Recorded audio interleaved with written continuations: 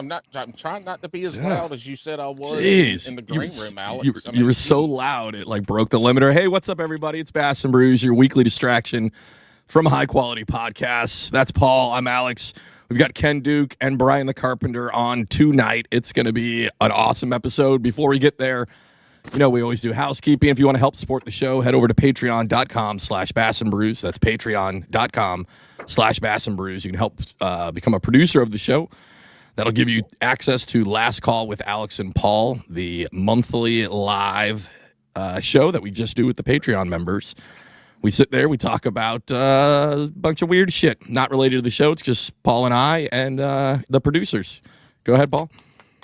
First off, I'm proud of you for your proper grammar. Oh, you're the fucking worst. Let me get through this before you start. 4+ years, and I've got you speaking like an adult and not the little short bastard. I'm already gonna kick you off this episode. Hey, go talk about the book club real quick, and then I got to make a side note onto that from this podcast host that we have on tonight. All right, so real quick before we get one to throw in the bucket to the book, before we get to the book club, I want everybody to go over check out Real Heroes. We had them on last week. They're doing that tournament. Go check them out on Tourney X. You can just donate money if you'd like. It goes to a good cause. It goes to Purple Heart Homes. So go check them out. Real Heroes. And then, book club. It's still on the run. A pursuit of, what was it called? On the Run, A Pursuit of North Carolina Striper. I finished the book last week. Solid book. It's right up there with like Trout Bum. I forgot the writer's name on that one, but there we go. And it's similar. It's not as good as Trout Bum. But it's that same kind of vein. It's kind of about fishing, but it's not. It's about like the things that we do while we're fishing, not like hooking up into fish. It's awesome. We're going to start taking submissions soon for the next month's book. You can drop a submission for that over at bassandbrews@gmail.com, or you can let me know if you want to be part of the Discord server. We've got a couple more members. It's still popping over there with memes, book club, talking about, Paul's tiny wiener. That's kind of been the basis we talk about every day. Paul's balls. That'll be for next month. With the sound bites every single time. Like, his sound bites are good, unlike Drunkwood's, which are terrible. Speaking of the book club, I have a suggestion. Oh, good. It comes from one of the past guests of Bass After Dark, Rob Newell. Egos, logos, and fishing pros. And brown dogs. You okay? There we go. Sorry. All right. Egos, logos, and fishing pros. I will write it down. I will remember that. Is that a real thing, or are you guys trolling me? No, it's for real. Okay. See, hey, Ken, you haven't been here before. Brian has, but Brian hasn't been here with Alex and I both, so this is a new experience for him as well. But Alex has no idea to take anything I say seriously. And I can't tell anymore. I don't think I've been here with you before. You have not been here with me. No. Alex. No. You, Paul. Brian. Well, maybe. So I've been on twice, right? Yeah. Yes. Okay, so the first time you were on. The second time, you lasted like the intro, and then you had no internet. No, I came back. There was like 10 minutes of Drunkwood in charge of Bass and Brews. Good Lord. I lost everything. Did you come back? Yes, I came back. Because did we let you on the show? Yeah, well, the only person at that point in time could let anybody on the show was me, because that's when Drunkwood was inviting everybody. That was me. Panger came on like 2.5 hours in, and I was hammered. I'd had like a whole 12-pack of White Claw Surge. I didn't even know where I was, and we ended it like 3 hours, so I gotta go. It was a great time. We call it the Russian Roulette Drunkwood episodes. It's when Alex isn't there and I can't get a guest or whatever, and I always tell Drunkwood, it's like, hey, you're a co-host, invite who you want, and it's an interesting, fun. Who all was on that show? I can't remember. Yeah, I think I can't remember both. I thought I had Jeremiah Eads on. Eads was on. Paul Benson, maybe. Paul Eads, you, and then Panger came on. I invited all them. Okay, there you go. I sent all of them the link. Yeah, perfect. Don't give Drunkwood Drunkwood any. Yeah, don't give him any credit. Drunkwood is a piece of shit at this point. He's getting real uncreative with talking about how crappy the show is. I need him to either step it up or just keep your words to yourself. Words hurt. They're drunk dinky, you little porta john. Well, look, I'm going to introduce our guest tonight. It's a little bit different. But we're not gonna get to the this is why you are who we are. We can, but anyway, I'm gonna introduce. We got Brian the Carpenter. We got Ken Duke, Bass After Dark, snaps. For Bass we're not After snapsing. Dark. Stop. We're not snapsing. So this is a podcast that came together, and when I saw it come up, I'm like, how the fuck did these two get together?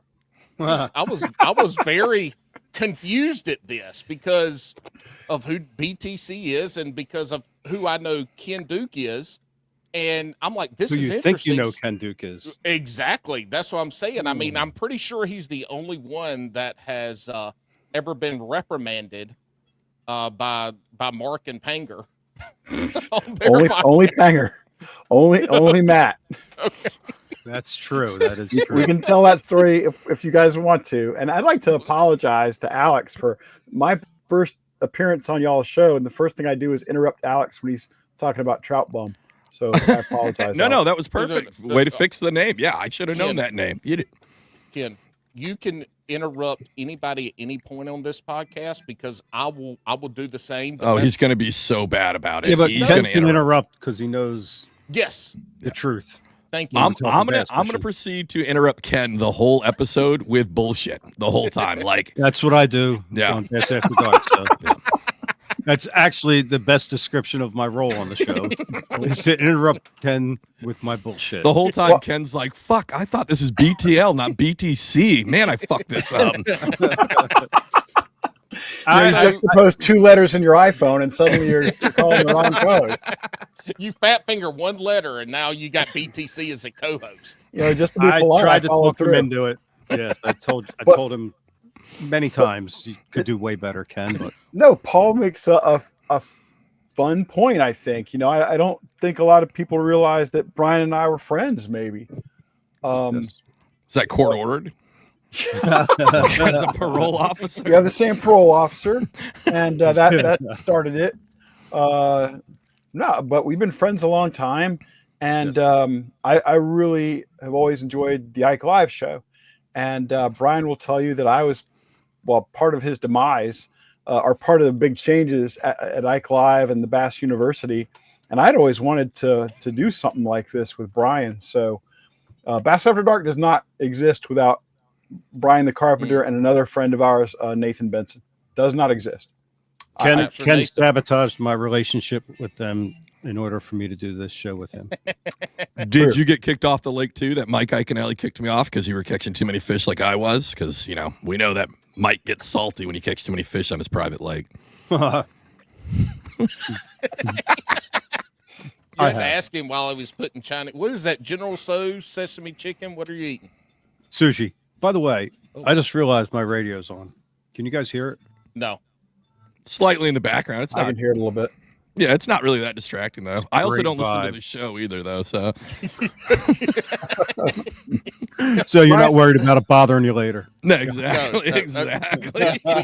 So Alex said we had a couple rules and we told you like 6, but there's also an extra one. Is that this is not live, but it is live because whatever happens said is done. We do not edit. Like shit goes whatever happens from red dot to end dot. This is how we roll. So just FYI. You ever had to edit? Yes. Twice. Okay. Twice. Yeah. And we did edit. It's good to know it's there. Yeah. We just in case there is it will cost you, I don't know, 400 schmeckles and a foot rub, but you'll be fine. You'll be fine, Brian. Ken's hands look a little softer. I'm going to get my feet rubbed by him. So, well, I mean, but my hands are much bigger than Brian's. I will say that. Oh, never mind. I don't want that. I ain't trying to look like a hot dog down a highway tunnel. That's a point of contention between us. It is, and oddly enough, Ken does have abnormally large hands for a writer. Yeah. You know, you usually expect them to have those little piano spindly fingers. Yeah, little tiny Ken's ones. actually got man hands. Got fishing hands. There you go. They're Yeah. big ass fishing bass. Yeah. But Thank soft. you, Paul. But Thank you. soft and supple, You're very basically. welcome, Ken. They are. It's in Brian's name. It says Carpenter. Those things have got calluses on calluses, probably super glue holding in 14 different cuts. You don't want to foot. He's got this misshapen What finger. is God, wrong what with Yeah. the you? fuck is that? He can point to the side standing up. Yeah. But you just need to chop that off tomorrow at work and start over. The only guy I know who can point around a corner. Uh-huh. Angled like a dental instrument. You know, usually you don't get fingers like that, and unless you've been in the NFL for 14 or 15 years. But there you go. Exactly. That's the truth. That's I like the truth. Paul's comment of cutting it off and trying again. Better luck next time. Start over with that one. Hey, well, Ken, so Brian's been on Yes, here. sir. He's been asked this question. This is a question that we ask all of our guests. We do not introduce our guest. We do not read anything off. The question is this: what is the journey, the fishing journey that has brought you where you are today? If you make enough wrong turns, you will wind up exactly where I am right now. Oh, Perfect. No, I was always into bass fishing as a kid. I grew up in Miami, and then my dad moved us to a farm in South Carolina when I was getting ready to start middle school. Where? Yep. Where in South Carolina? Saluda. Crib. Born and raised, South Carolina. There you go. It was on the upper end of Lake Murray, is where Saluda is. Mhm. And we had a farm. There was a farm pond. There was a creek.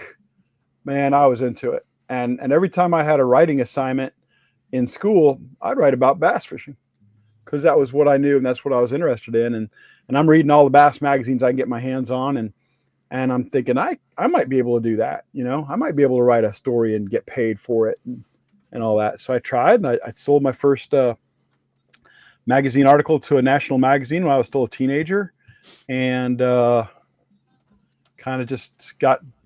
I made a serious mistake when I was a young man. In my early 20s, I went to law school, but I've tried to correct that. I thought you were And going to say you got married. Well, no, I got married much later, but that was the best thing I ever did. Right, but at 20. She's listening right now. I was about to say she's behind the camera with a gun pulled on. That's right. That's right. She's a dangerous woman. The whole time she's like, I wish you would have stayed a lawyer. You would have made more. Well, I guarantee you there's that thought going around a lot. But yeah, so I just got into that, and you know, then the whole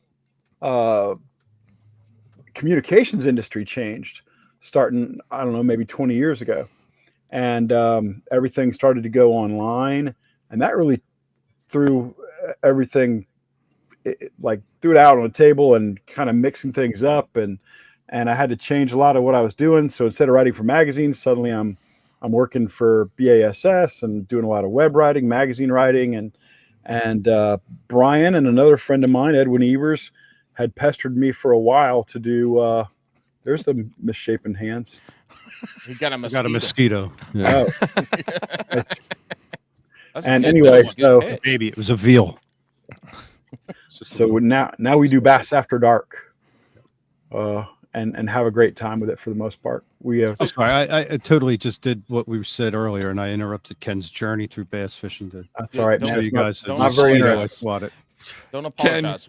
Ken, don't we'll kick apologize. them off. We'll kick them off. It seems like those two on that side of the screen are the interrupters. Exactly, Alex. I think that's spot on. I can't speak for Paul as being a constant interrupter, but I can tell you that's Brian's role. Yeah, that's also Until Paul's role. kids never He's listen the to the show. yeah, he's the chaos. But I agent. have. I shit. saw a Drunkwood episode sometime back, and I think it was you, Paul, who made the comment Justin. about Russian roulette with with Drunkwood, and I'm thinking, I'm pretty sure Drunkwood would not play with a revolver, so that would not make it a really great game. What would he play with, Ken? Oh, probably just a pistol. Okay. Probably just with a clip and a Yeah. magazine and Just one round. yeah, Drunk one with round loss. game. It's a short game. Wait, did Ken Duke, the bass historian, make an unaliving joke about drunk what? I love Drunkwood.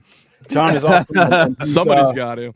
Who doesn't he's love hilarious. Drunkwood? There you go. I mean, There you I've go. got to meet him in person and hug the shit out of him. He held my son up at the Classic one year. I Like mean, it was Michael amazing. Jackson with his baby over the Yeah, like balcony. like Yes, but it wasn't a balcony. It was more like it's more like the monkey and Simba. Okay. I'm prepared to sacrifice this child. Did he say something like that? Hey, Wolf of Walmart, can we get a meme of Drunkwood as Michael Jackson holding up Paul? Put Paul's face on Michael Jackson's baby. We've got a guy. Do you guys have a meme guy? You guys got to get a meme guy. Yeah, Wolf of Walmart. Yeah, okay, There he perfect. goes. Holler at shit, him. you have the That's same slut guy. gets around. Let me tell you something. God damn it, Dave the intern is a whore. He's a I great thought dude. he was out. No, he's not. He's supposed to be subservient to us, and now he's Mr. Hotshot. Damn it. He hasn't served us up memes in a while. So Hey, I will send him yours. a picture of my balls and make sure he gets on it, or I'll gets text them him now. daily. I'll text him now and see why he's slacking. Go ahead. So Alex just mentioned something, and the only reason he said it is because I told him, and because Ken is a bucket list guest for myself on this podcast, and Brian the Carpenter was one of those as too. I'm just gonna call him Brian because there's too many damn vowels up in there for my southern ass to keep saying all the time, and Brian doesn't understand me half the time either. Brian. But anyway, exactly, Brian. But Ken Duke is the historian of bass fishing, and there is nobody out there that can just spout shit off the top of their head from anything about weights, about anything. It's unbelievable. How did you get to the point that you became the bass historian? The way I usually describe it, Paul, is I say it was a wasted youth followed by a wasted middle age, and now I'm, speeding toward the grave and still doing the same stupid stuff. I mean, it really is amazing the shit that you know. And I'm going to bring this up. I'm going to show you. I He brought does a show have and notes. tell. He's got notes and props. He wasn't lying. Notes and props. I'm going to bring this up, Uh-oh. and I want to see your reaction. Yes, sir. Buck Perry. Yeah, Hickory, North Carolina. Crib. What are go, you yeah. saying? What are you saying? Crib? Crib.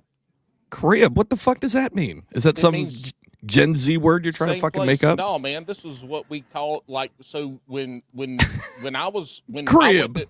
when I went to Carolina for football, when I'll make I it was quick. from South Never mind. I take it back. Never Carolina, mind, Paul. people, Never mind, Ken. all Go that ahead. shit. Go ahead, Ken. Like Keep if talking. you were from the same town or out of state, you're from the same state. They called you crib.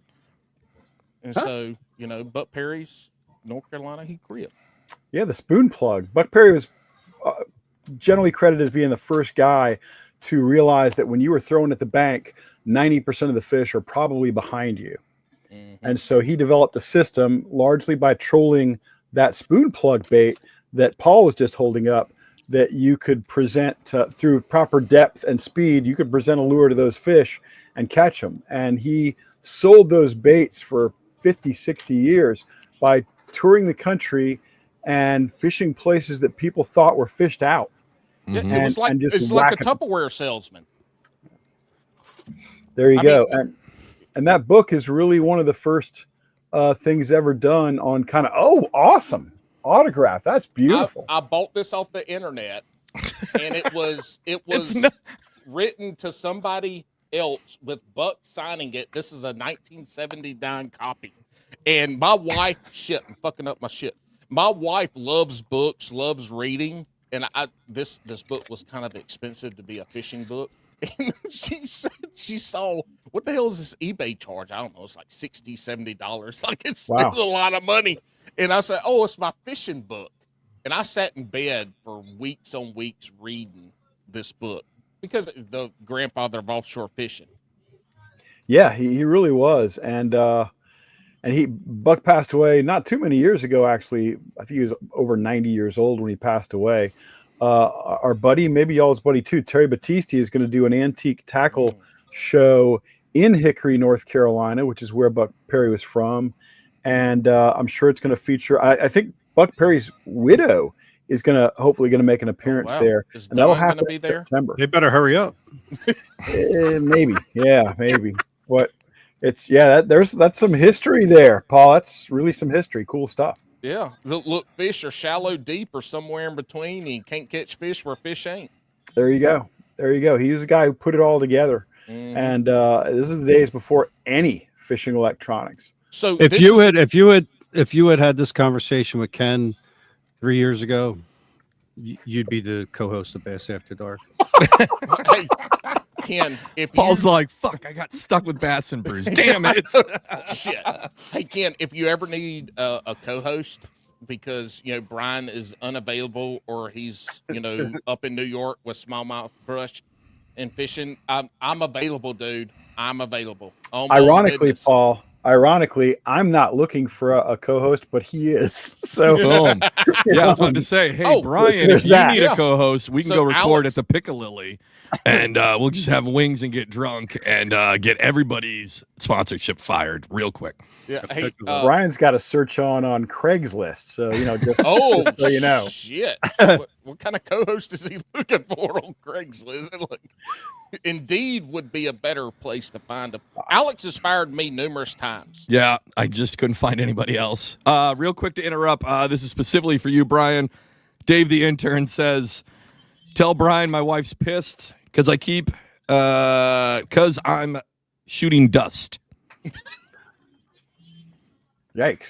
I'm not sure what that has to do with him making memes for somebody else. Yeah, maybe we had a conversation. I don't remember. Probably. I really enjoyed Brian's appearance on that show. I watched that. That was good stuff. So, Dave, kudos to you, sir. Yeah, props to you, Dave. We brought you up as a young duckling, and now you're Canadian geese swooping in, stealing our fucking guests. Good job. Running all over the place. Just shitting all over the place. I was just impressed that Dave was able to keep Brian focused on the show because I've been trying for years now. Well, he was the only person there, so his mind couldn't wander. When Probably there was no y'all message have board. 3 guests on, like the only thing he's waiting on is for his little tidbits to come in with a joke nobody laughs about. Yes. Thank you. Dude, nobody laughs at your jokes, and I get them. I'm like, I'm over here ha ha ha and LOLing, and Brian will be like, that was a joke, guys. Yeah, this is Ken laughs. Ken gets them now, but like, yeah. If the best really one just was trying with to be Hank polite. Parker and who was on that one? Hank and Rick Pierce. And then It was a show about Ray Scott. Maybe Batiste on that one. I don't know. no, it wasn't Batista. It was Hank Parker, Rick Pierce from Bass Cat, and I think a late replacement for somebody who had. I think Rick was a late replacement, and he was Right. terrific. He was a late replacement for Bobby Dennis on that show. And That's right. I At can any believe rate, that, yeah, that was a very, very stuffy crowd, and that was This extremely. man had one of the icons of TV fishing on. He's a Like, this stuffy crowd. This is a stuffy ass crowd. Dude, I'm sitting there at the background, the other side of the room here was the bar, and Hank Parker's telling this story about how he like boycotted the classic because of a beer sponsor. I'm just like, oh man, like just this one thing after another, and I made jokes and everything, and like it was like a moment of silence, and then they would just keep talking. You see Brian's screen as he's taking the computer to put it to the background he has now instead of the garage mahal. All right. So what's funny is you mentioned that because you guys definitely have big names. We do not have big names. Ken, I thank you when you were like, oh, you might know this guy too. We don't know anybody. We know a But bunch we've of had some big degenerates. names. We have, but they're mostly degenerates. Well, yes. I mean, Yeah. is that why I was invited? course. Yes. Brian's here to class it up. But you I mentioned believe that. So like that's got to be tough. We've been doing this for a long time, and when we have a guest who's kind of not the greatest of guests, right? Like maybe they're stuffy, as Brian would say. Like at least they have an excuse, right? Say a name. Well, because normally the ones that we have that aren't really good guests are usually because we have a lot of small content creators on the show, right? Bass and Brew, like small, bigger, small. So we'll have a lot of just a platform for folks that are making content that we like that are about the outdoors. We'll give them time on the show. So you find out that these guys are really good when they can edit their own footage, but they suck when it's live and on. Correct. And sometimes it happens and it's kind of tough, right? But you have these big names.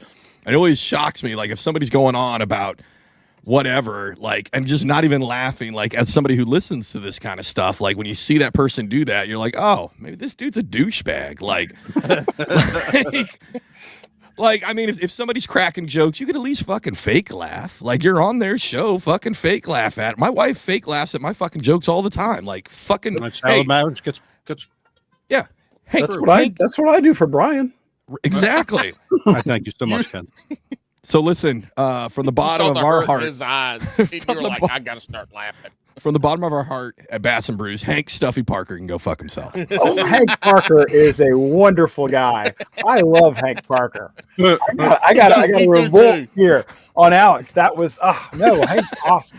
No, Hank actually is awesome. No, it was the other two guys that well, you know what? Listen, Hank's two friends suck. It was Gene Gilliland. Yeah. You know, the point I think you're making, Alex, is so true. There are guests who don't work out the way you hope they will. Right. And I never thought about it this way, but one advantage we have on Bass After Dark is we usually have 3 guests, and we usually two of them suck. We still got a good one. Right. Yeah. We usually know these guys, Bass After Dark. Occasionally we'll reach out blindly and try to get somebody we don't know just because we hope they'll be interesting. But we usually know these guys pretty well, and we know they're not going to suck. Or if, to Brian's point, if one of them sucks, the other 2 will bail us out. That happens. Well, but hopefully, but the odds are in our favor. Yeah. But y'all also put them in a position to talk about what they're really good at too on the fishing side of it. Sure. If it's talking about fish biology, or if it's talking about a certain technique of fishing and stuff like that, you are putting those folks in a position. And let's be real, we're bringing the crutch of the folks we bring on are social media content creators, so they're typically a little bit younger. Sure. And so, there's a different dynamic to that, where some of these guys that you're bringing on are the old school guys from the 70s and the 80s and 90s. Oh, don't go there, Paul. Don't go there. That's Brian's pet peeve. No, not at all. Brian's not happy unless we have a preteen on the show. No. No, it's not true. I really do. I'll suggest a couple of guests, and they'll say, "Oh, we need some jailbait." BTC stands for Brian the Creeper. Outstanding. Gonna clip that one real quick. Just make sure that gets out there. No context at all on that one. Hey, don't slip up next week and say Brian the Creeper instead of the Carpenter kid. I do have a white van. For the record, the word jailbait has never been used in our conversation about He's got a white van, and Brian's like, listen, it's supposed to say free bass, but the B washed off. It's not my fault. His white van's got cardboard duct tape to the outside of it. That's right, on the windows. Yeah, wood on the roof racks, hanging out, all this trim hanging out on the side. He's got a bike rack in the back that just has tricycles. This is a terrible conversation. I love it when it turns against BTC. It doesn't happen often enough to suit me. How do we go from Gene Gilliland to this? This started from Buck Perry. We started up here, and as usual, the Bass After Dark crew has dragged it out of sight.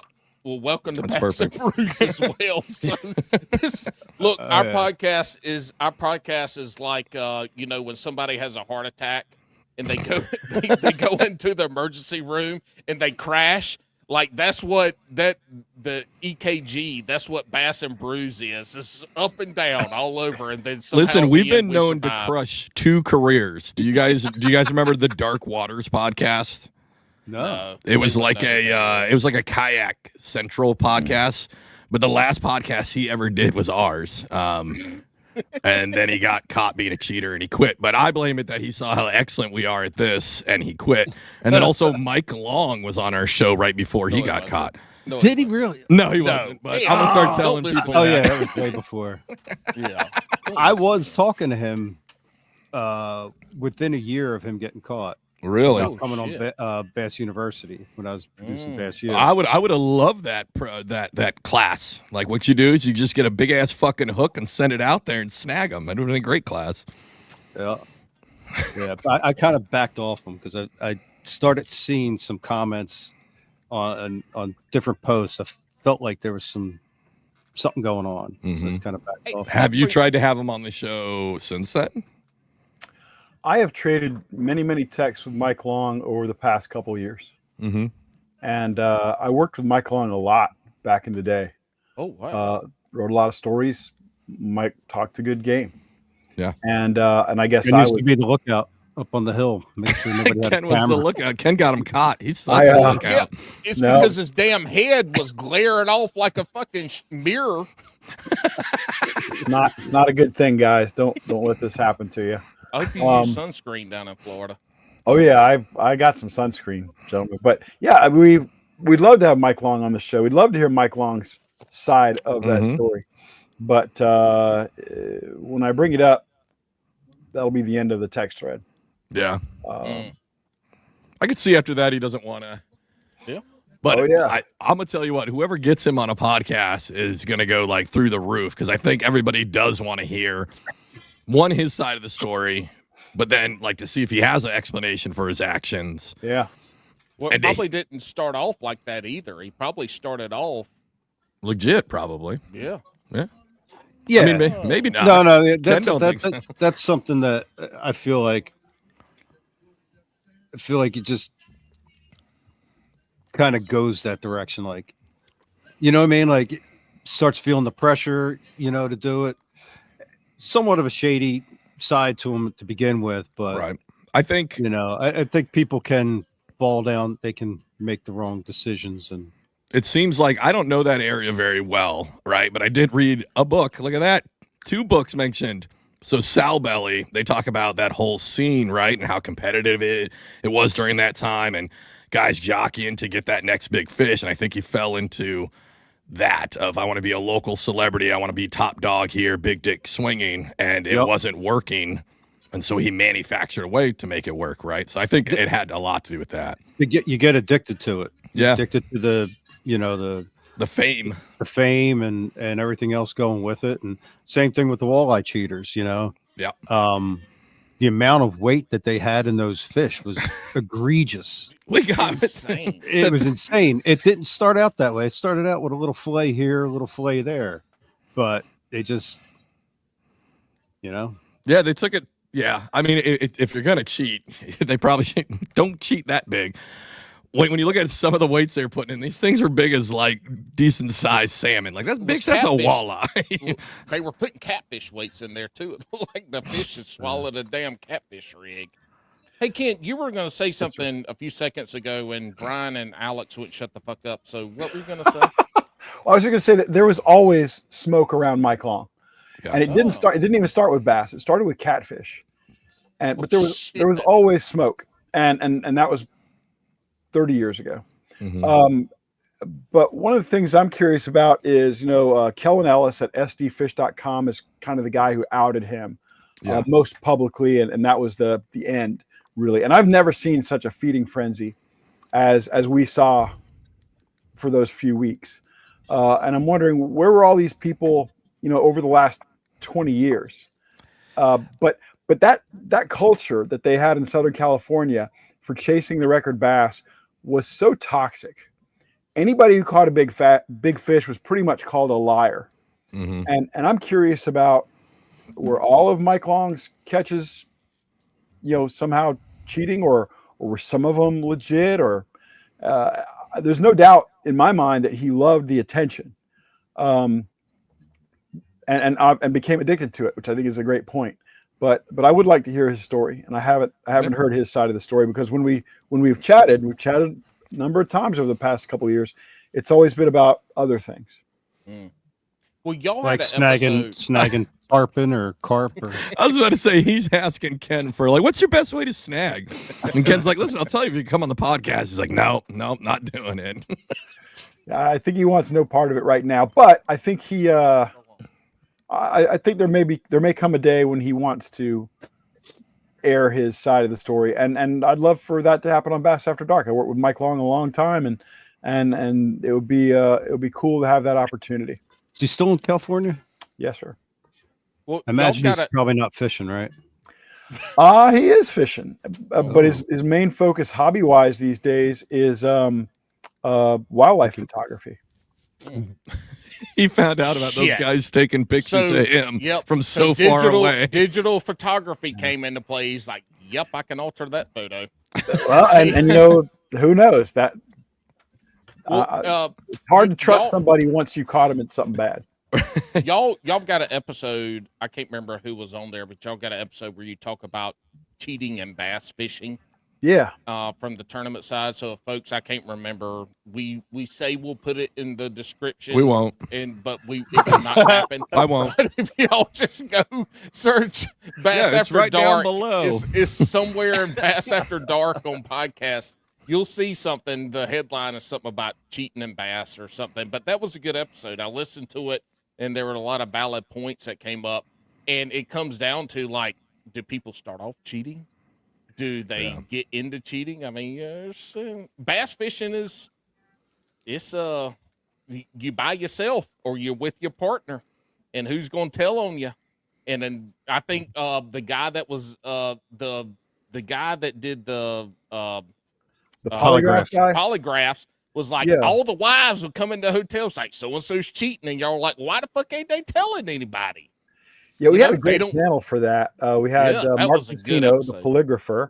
We had Eric Nagg, who heads up an organization called the National Professional Anglers Association.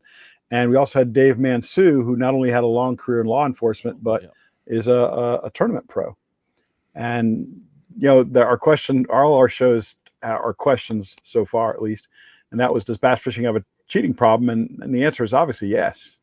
Mm-hmm. And I worry sometimes that we don't want to fix that problem because I think that problem's been there forever. I think that problem's been there forever. It's ingrained into the culture of professional bass fishing at this point. I agree. I think fishing. Before we give people, the wrong impression, I think it's any competition. Yeah. Anything where there's money on the line, or or careers are on the line. So it's not. It's not just bass fishing. No. It's anybody who gets paid to do an activity, a hobby, a child's activity. Most of the time, I will always side that there's going to be a shit ton of cheaters. Right? Baseball, the kids' game, the greatest kids' game there ever was. They're consistently cheating all the time, whether it's steroids or whatever it is. Right? You're always trying to get whatever eggs you can to stay longer kids on steroids and keep that. Right. Well, yes, I give my kids steroids consistently. They are going to be it's a great retirement plan. I hope so, because Alex is 5'5", and his daughters don't have a fucking chance unless they're getting juiced. Well, no, he's corking their bats too, so it's out of hand. It's out of hand in his home. This is my thing, is that the two sports, especially in the early 2000s when ESPN had it, it was golf and NASCAR got compared the most to bass fishing. Well, in NASCAR, what's the famous saying? If you ain't cheating, you ain't racing. Like trying, or you ain't trying. They embrace that shit, but on the fishing side, they're it's a whole different mindset to that. Of course, there's a lot more money involved and shit like that, but it's a whole different thing. Yeah, if bass fishing had NASCAR money, real quick, tons of cheating. My wife's out of town.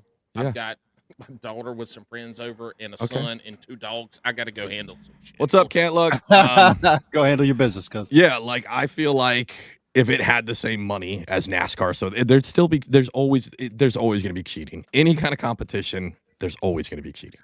But to your point, Alex, I think if there were NASCAR type money in bass fishing, they would really ramp up the efforts to try to stop it. 100%. Yeah. But there's not. There's very little money. Correct. Professional bass fishing. So right, and there's no reason for them to try to stop it. Then they're just gonna when it's blatant, then they'll do something, right? Like if you got weights in a fish's gut. Well, if it's public, they'll do something about it. But if it's not public, they sweep it under the rug. There are organizations that have guys who they know are cheating. They catch them at cheating, but the text messages didn't get passed around like they did when Major League Fishing punished somebody very publicly. And that's because the evidence made the rounds that I cast. They were forced to. Yeah, they were forced to.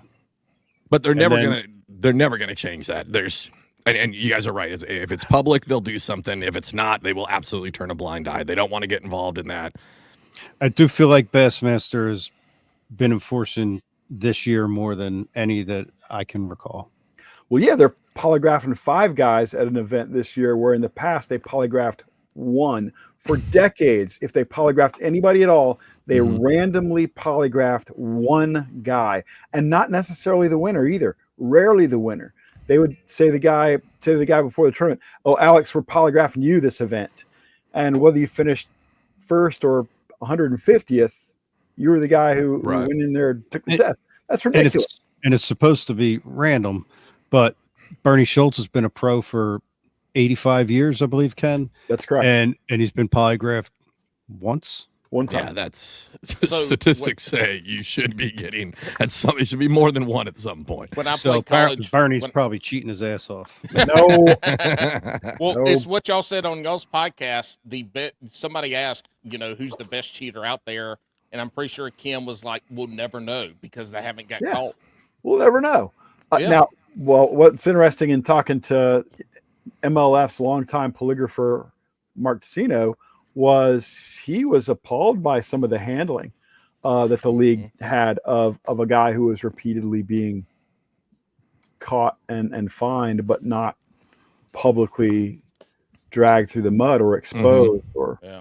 And something to the effect of you pay a $500 fine to win $100,000 or something like that. It was a $10,000 fine to win. You won 50, so you made 40K.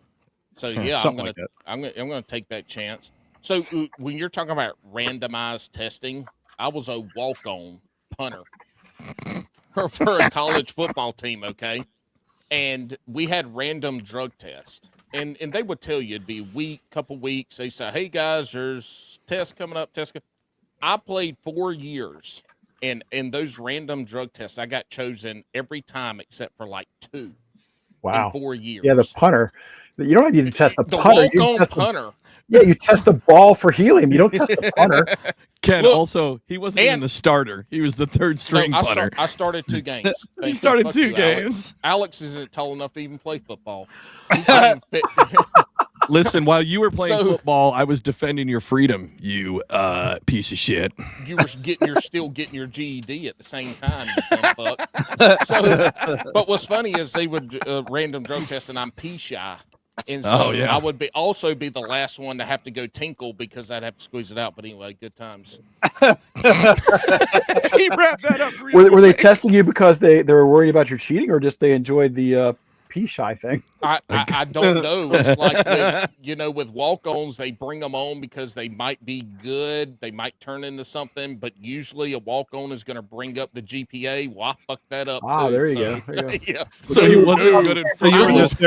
You were just there to provide the clean urine. No, I didn't. No, there was no way I couldn't pee when it counted. There's no way I could give extra. There's no way Somebody's got to provide clean urine for the guy who ran the 4.2. Yeah, exactly. What's gonna happen? I fucked up the GPA. I passed all the drug tests though, so I guess I gave him something. Well, you studied hard for the drug test, so good for you. Yes, I did. I did not study for school. They said, "What do you?" I was in academic probation after every semester I played, and finally I was like, what's my GPA to graduate? They said a 2.0. I gave them a 2.05. Yes. What an overachiever. You know what? My wife had a 4.0, is a doctorate in physical therapy, and we both graduated from the same school. And she stuck with her you. diploma, she stuck with me, yes. She wasn't that smart then, is what you're saying. No, she is very smart. Way smarter Not if than she I am. picked you. Wow, Alex. You know what? My wife's 4'11", and she's taller than Alex.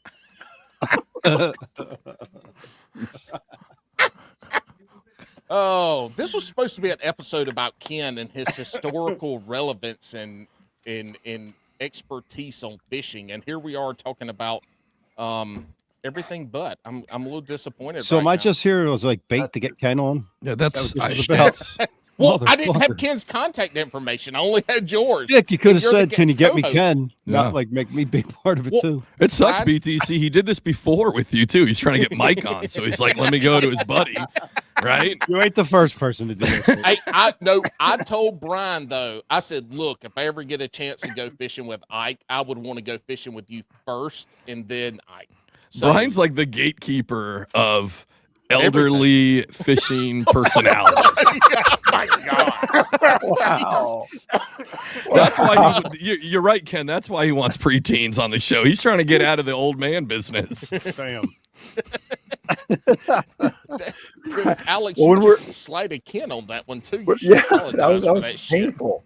Everybody gets some. But when we start booking a show, Brian starts doing the math. He said, "Well, how old is that guy?" And I'll say, "Well, he's 52." "How old is this other guy?" "He's 43." Brian starts doing the math. He said, "Well, no, we can't do it because the average age is over 33." So Yeah. He's been in the game a lot longer than all three of us combined, though, Ken. So, like, I'm sorry. he I lost you guys for just a second. Uh-oh. Can you hear us? Ken broke his shit. Now I got you. Now I got Okay. you. Okay. Sorry about that. See, Brian is supposed to be handling all that stuff. That's what he came up doing, is handling audio and video. Oh, dude. We know. I If swing a anybody hammer. listened, we know. Swing a hammer. I was trying to I give swing you, a I was hammer try- for a living. yeah, I was trying to give you some props. Hey, Ken, I what appreciate are all that. those green books behind you? You said you were an attorney before.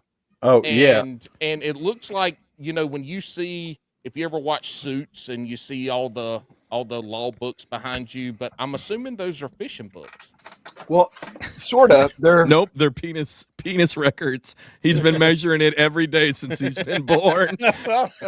He keeps a record. What's your PB, Ken? so. Here's a 3.5.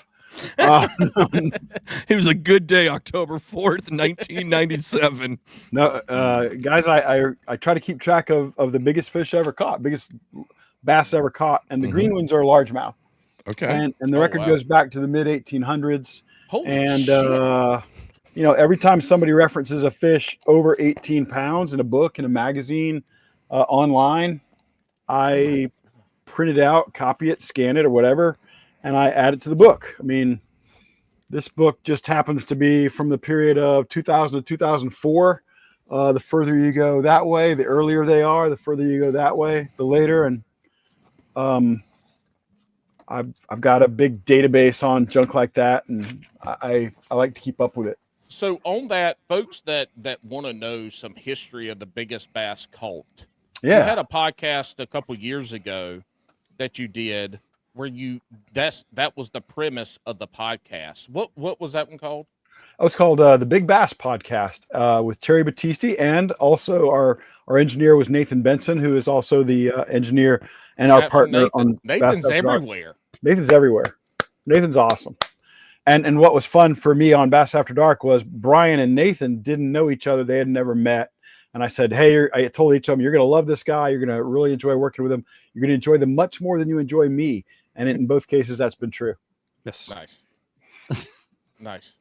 So George Perry, Yes, sir. your best friend. Wait, we were doing good. Everything was so happy and positive.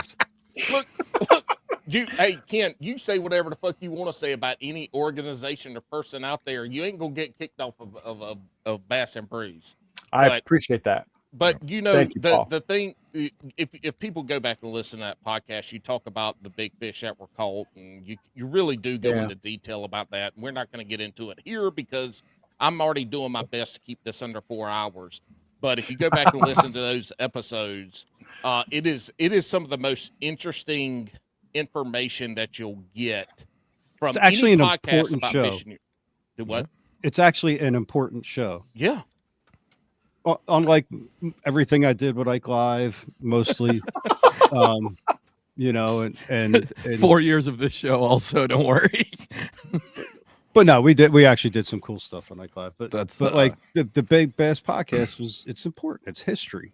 Yeah. And it's being documented, and a lot of it is not documented or recorded anywhere else. Those books Ken has behind them. Nobody else has that info. And I wanted to go on a rant here at some point about that topic. Rant. Yeah. Paul mentioned earlier, that that Ken's got the knowledge and such. Mhm. You were just on a podcast last week, Ken. What's Bass After Dark. I was on your show. Tyler Berger's show a week or so. Well, I guess it was Monday a week ago, something like that. It got posted. Part of his bass fishing HQ stuff. Yes. Yeah. So, and I'm a big fan of Tyler Berger for whatever that's worth. Does a great job. Yeah, he really does. But Ken, Tyler asked him a lot about, George Perry and the Big Bass record and stuff like that. And Ken gave not his opinion, but also a lot of researched facts. And there's a couple of people on the YouTube comments where all the geniuses live that like just spout it, just go off on it and say a bunch of things to contradict Ken with nothing behind it. Exactly. And then you read the comments, preach, brother. Like, preach what? What do you have to back up the words that just fell out of your fucking face? You know what I mean? Like, nothing. Yeah. Well, that's It drives me freaking nuts. And people just take that because he said it, some random guy, Dick Licker 3000 or whatever. shit. YouTube. Shit. He pointed out Dick my Licker comment. 3000 from That's Georgia.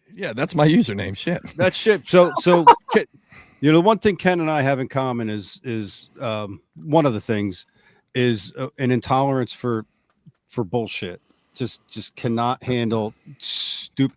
Like, I'm not talking about the bullshit we're doing here because we're having a good time. I'm talking about that other bullshit where idiots just say stuff and people sign up without a second thought, without using their fucking head. But if people have never listened, if people don't know Ken, if they've never listened to the podcast he's been on before and heard him talk about the facts and then dive into it, they don't understand that they're literally talking to the bass historian. I mean, they don't care. They don't care. They spout bullshit. It's true. And it's not even the trolls. It's not even the trolls. What's scary is what Brian's bringing up is the people that are saying preach. That's I think would be the scarier part. It's people that have this lack of internet literacy where like, oh, this dude says this, that must be right. So I'm just going to go along with it and fuck reality because this is my new reality because I'm just shaping it. And it doesn't, I mean, it affects everywhere. We're obviously talking about fishing, but it's like everywhere. Politics. All that shit where somebody says something, you're like, yep, that's my new personality. I will believe that forever now without doing any kind of research. It's worse. You use capital letters and an exclamation point and you're done. Yeah. Hey, like instantly.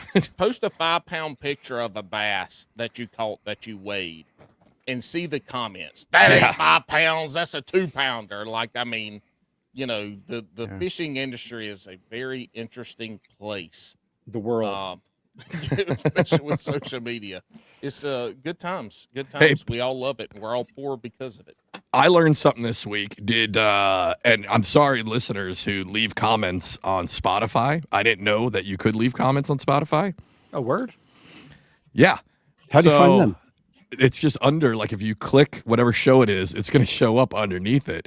And I just found out about it, and I was like, man, does this happen to other podcasts? Because obviously I haven't responded. I respond to all of them. Even if you're a jackass, I'll respond to you because I usually do it when I'm taking a shit in the morning, right? This is how I get my angry poop out.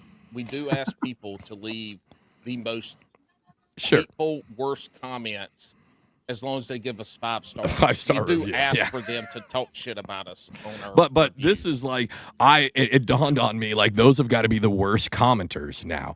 The ones that comment on Spotify, because the person making the podcast probably doesn't even know that there's fucking comments, and these people are just raging out into the void for no reason. And then they're just like, they're either two ways. They're like, oh man, they didn't respond back. Or they're like, yeah, fuck him. He won't talk shit back. But they're so fucking delusional. But just to be clear, I would guess probably 90% of podcasters don't know that there's comments on Spotify. So I didn't know. I didn't know either. But that's the dangerous kind. Like the ones on YouTube, that's the lazy hater. Yeah. Mhm. It's right there, and then, and they just blurt out some dumb shit without another drunk thought. would. But but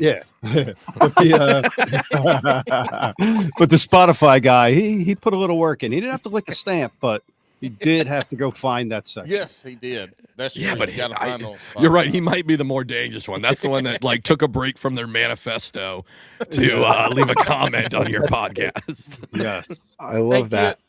Hey, Kim, one of the things that interests me the most when I was listening to you on BTL is we hear in fishing about growing the sport.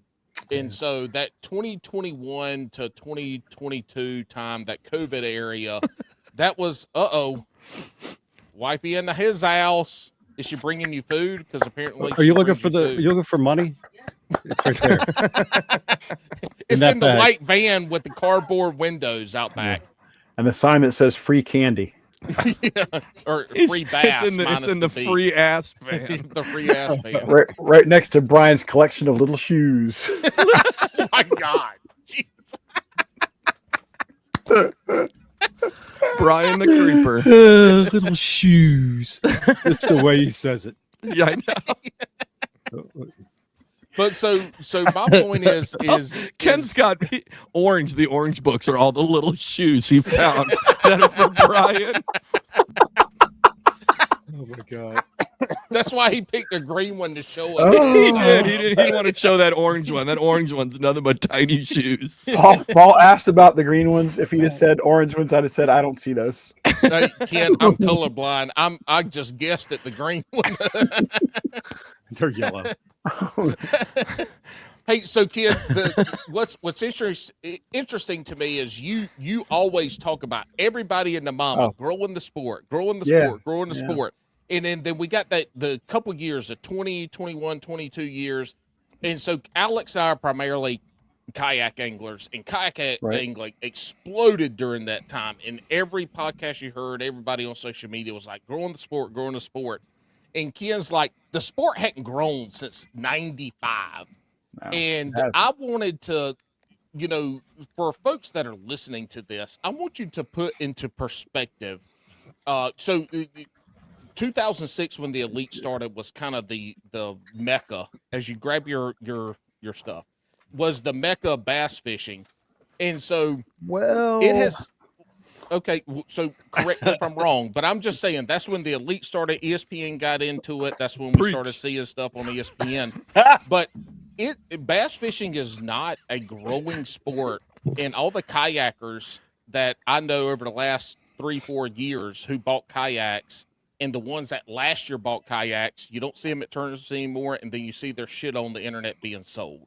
So is fishing a growing sport, or is it a dying sport? From the bass fishing side. Okay, from the bass fishing side, fishing is a growing sport somewhat, but it's not like it's growing compared to population growth. Okay, so when you compare us with population growth, we are falling further and further behind. The actual peak number of anglers in this country was probably in the mid 80s or even earlier.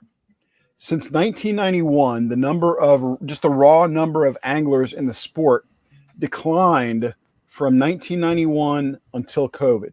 How are you getting that? Are you getting that through fishing licenses bought? I'm getting that primarily through this. This is every 5 years, the U.S. Fish and Wildlife Service does what they call their survey. Mm-hmm. And what they're doing is they're talking to the different state agencies. They're finding out how many licenses are sold. They're finding out, or they're calculating through excise tax records and things like that, how much fishing tackle is being sold. I go back to my oldest one that I have personally is this 1961. And you can watch the growth of the sport pretty much right up into the 80s, and then the decline. Between 91 and COVID, not only were we not growing as a sport when compared against population growth, the number of anglers was declining. And the number of people who identified as bass anglers was declining. If you go back to like the 60s, a licensed angler, about 19% of them said they were bass anglers.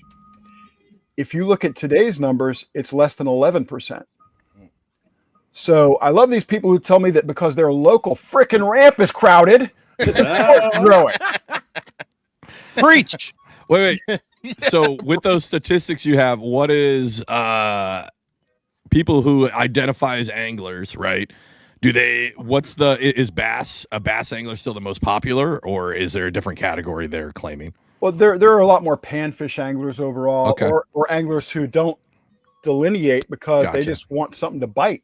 And Yep. you got to remember too that these people who are classified as anglers are just people who went fishing one time a year. Shit. Fishing is a lot like bowling, folks.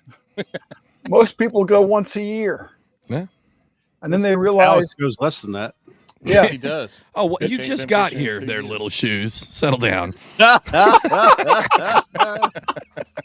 sorry, BTC. His name's not BTC. He wrote in little shoes. I don't know what you're talking about. I see it now. But as a sport, we're struggling. We gained 8 million anglers during COVID. We've lost about 7 million of those. That's Damn. That's 4 years. COVID killed a lot of anglers. no, that's I mean, that makes sense. They'll That's come going to go back down to what it was before, right? The spike, because everybody was at home and we're going to be outdoors people and all that. And then the spike, now that, like, I'm surprised it's taken that long for it to actually drop. I'm surprised it's not sharper decline. People pay $5,000, $6,000 to rig out a kayak. They'll pay $30,000 to rig out a boat. They go fish for a summer. They don't know what the fuck they're doing. They don't catch any fish, and then the boat sits in the garage or under the carport for 2 years, and then they sell it. I mean, that's the biggest thing is people want to get off the bank to go fishing, and then they get off the bank to go fishing. Oh, what's that? What are you showing us? Oh shit, lazy hazy. I think I think I don't know where we're going with this, but We don't either, so take it wherever you want to. I think we have a lot less free time. I think that's a valid point. I think that may be kind of behind it. You know, there used to be one income families. You know, It's true. Yeah, Now- I mean, now everything's it's more two income- expensive. Yeah. yeah. Well, Alex and I And we both have a lot more stuff. We have monthly bills. Everything's a monthly bill. I got monthly bills I don't even know about. Mm-hmm. Yeah. You Thank know? God for your wife. We all do. Same here. Mm-hmm. Yeah. But But- Alex and I have younger kids, and Had mine are Have. older. Yeah, I said have, didn't I? Why did you perk up? You went, had what? You give him I away? thought that was rather Fuck, Little Shoes odd is trying to admission get our make. kids. He's trying to get them on No. the show. Listen, I got That van gets lonely. Gosh. it gets cold in the wintertime. But those Alex's kids are younger than mine, and he's coaching their sports. Yeah. I'm not going to coach my kids' sports because I don't like kids or parents. But in the end, I don't. their priorities change. I got a fishing tournament tomorrow, and all this shit. I mean, you got to figure out that stuff. But it's interesting to me that you hear so many people talk about growing the sport of fishing. And I feel like a lot of it has to do with the YouTube, the social media side of it, is that you see so much more out there that it gives you a false sense of the industry and the sport growing when it's actually not. It's just You're just seeing it more ebb because and even the flows. social Yeah, media you're seeing stuff, more. there's not more content creators out there. It's just whatever algorithms that you're using it's are pushing like, it to oh, you. they like to see that. So because it's a big decline of social media when it comes to fishing too. Because as the people leave, so does that stuff. And everybody got tired of being part of the pro staff armada and thought they were going to get rich off it, and they didn't, and they fucking quit. Like promo staff. Let's One make stat, that clear. yeah, one stat you guys might find interesting is that of all the people who will buy a fishing license and this is historically true, of all the people who will buy a fishing license this year, 45% of them will not buy a license next year. Oh my So, God. As an industry, we have to churn just to try to keep new pace. customers every time. New Yeah. customers. Yeah. But I say new customers, not necessarily. I mean, it could be that we are getting people back who quit a few years ago. Mm-hmm. It could be that we're creating some new customers. In the industry, they call it recruitment, retention, and reactivation. So those are big watchwords within the industry. That's And the we're same failing. thing with podcasts that I tell Alex all the time. is we have 3 buckets. We have the bucket of people who are our fans who are going to listen to the majority of episodes. We have the bucket of people that are going to come in and listen to an episode or 2 and never come back. And then we have the new people that we need to convert. This is any podcast, but there's the biggest bucket that you have to come in is to bring the new people in. And so for us in our podcast, we always see that growth through social media. When Alex is posting a lot of social media stuff, we see an increase in listeners, and some stay, some go. But that's the most important bucket, is bringing the new people in. Very similar on Bass After Dark. We fight every week to keep the 90% of the people who hate our show away from the 10% who've never seen it. Right. It's good. All right, so we're talking about how it's declining. Does it need to grow? Is that even? It does need. Well, why does it need to grow? Because people are already complaining because my damn boat ramp's too full, right? I love that question, Alex. But it is important that it grows because the resources that are dedicated to our sport are based upon how many licenses are sold and how much fishing gear is sold. If our sport declines, then suddenly they're going to make more freaking soccer fields, and that's not good for anybody. Not I agree. Soccer players. Scourge of the planet. No, it's not the soccer fields. You know what kills me, actually, and my pet peeve is fucking golf courses. Golf courses can go fuck themselves. They take up so much land. Yeah, white privilege. Yeah, exactly. It's fucking ridiculous. I live in the Pine Barrens. It's fucking beautiful down here. There's so many those little sand pit quarries that are good for kids to go out and fish, and they can't because Blue Heron Pines has a fucking golf course all over it, and they won't let anybody on it. It's fucking bullshit. I hate golf courses. I hate golf courses too. No, that's the worst. Golf's a dumb sport and go fuck itself too. Them and Hank Parker can go get stuck. Whoa. Hank is Stop awesome. with that. I love Stop Hank with Parker. that. Stop Hank, with that. I moved from Mike, my new hatred, Hank Parker. You don't even know who Hank is. He has he's no idea who Hank He's a Parker fisherman. is. He won the Bassmaster Classic. Twice. Yep, in a row. Shit, I was just Alex shooting is there. over here throwing shit out. 79 and 89. He won. Who am I Who thinking? won it in 81? Paul Elias. What about 41? Look, we have the No, Rain Man 41. of bass fishing on this podcast tonight. Well, you said Alex was going to stump Ken tonight. Well, Hey, Alex I said wasn't he worried was, about but this. this was like 2 months ago when I told him that I was scheduling y'all, and You're he scheduled forgot. 2 months in advance. No, Sometimes. What the Sometimes. hell? Well, a month and a for half. y'all, I yeah. did. Yeah. How many shows you do? Well, just one a week. We don't even assume we're going to still have a show in 2 months. No, yeah, we do one a week. We've missed twice in the 4 years. 4+ years. We've done it Stop weekly. We've missed 2. Yeah, but you guys are well more put together because I can already tell that you guys are a little thrown off because you were like, I don't know where we're supposed to be going on this show. Like, we don't plan. None of this is fucking No, planned. the only thing scripted is that Brian's already done this. Ken, The this very will end of the come at show. end. The very end of the show is the only thing that's scripted. The rest of it is Ken, you didn't get The good thing general about- talk. Oh, go ahead, Brian. Yeah, I don't remember the end of the show. Okay. I Yes, usually don't remember the end of the shows, by the way. I don't remember the show we recorded last week, to be honest with you. So I'm in the same. Yeah, boat but with what you. happens at the end? We had the you shotgun put the me on shotgun spot. round. The shotgun round where we ask that Question. rapid fire set of questions. Okay, yeah. I'm pretty Of sure. us? Just for you, Ken. Just for you. Yeah, Great. you get to get chastised by 3 people tonight instead of just 2. But don't worry, only one of them likes little shoes. The 3 of us don't stand a chance against Ken. No, no, The thing that Brian, I think, will acknowledge is when I give somebody a nickname, it sticks. It's there. Little shoes. Brian the Carpenter, no Listen, more. it's Brian Little listen. Shoes. I've heard Ken use that joke 100 times. That is true. You guys just haven't heard it, so it's stuck to me right now. but he laughs. Don't worry. at When we jokes. talk about You should this still laugh. episode next week on Bass After Dark, Alex will be Little Shoes. Oh, fuck. Well, that's the truth though, because Alex really is a little person. I am not a real little life. person. Anyways. But also Brian's first episode, he was late and he almost forgot, and he was had been What? drinking at a neighbor's house, and I didn't have a cell phone number, and can't remember what ended up happening. He's like, "Oh shit, I'm on my way," and I came to find out later that he had completely forgot about it. And that's such a dick move because I spent the last 10 plus 15 years booking guests for Doing the podcasts same thing. and bitching about these fucking loser fishermen that can't keep a schedule.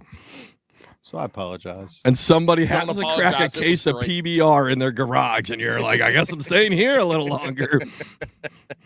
But that's the great thing about our podcast is that we go with the flow. We love it. It's awesome. Is that Why water? are you guys not drinking, you fucking losers? What are You you do need talking to get about? another one. This thing's full of White Claw Surge. I filled it up 3 times.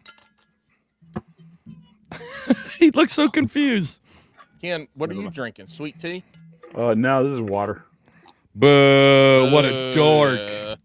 I agree. For what it's What a- worth, I agree. I I'm hear with you. Brian popping beers during y'all's podcast all the time too. He makes Oh, sure yeah. everybody hears a good little crackety crack. I used to drink some bourbon during our show, but I haven't in a long time now. Thank And I God. like to be drinking bourbon. My wife doesn't like when I'm drinking bourbon during the show. He gets violent. That's why Alex doesn't It's drink violent. bourbon on. Alex doesn't drink bourbon on our show anymore. I because don't. He got in trouble.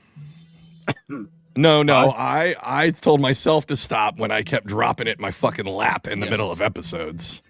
If it was up to me, I would have a water glass full of bourbon and ice. What's your our bourbon of show. choice? I'm not really a connoisseur. I do like Buffalo Trace. Yo, turn the music down, Wow, little that shoes. got really loud there. I like Four Brian. Roses. Yes, real loud. What should I be drinking, guys? What bourbon Jim should I be Beam, drinking? don't spend No. money on it. Get the cheap No, shit. No. I can't. So Ken, I love bourbon, but I can't drink it anymore because it gives me the gout. I don't know if you've ever had gout before, I hear but it's painful. imagine somebody taking a ball peen hammer to your pecker, but your pecker's your big toe, What? and they just hit it all day long. But anyway, I love Evan Williams Green Label. It's like $18 for a fifth, and Writing it it's down. delicious. No, it's not. Evan Williams is gross. He's in Don't write Florida. that down. Don't write it down, Ken. $18.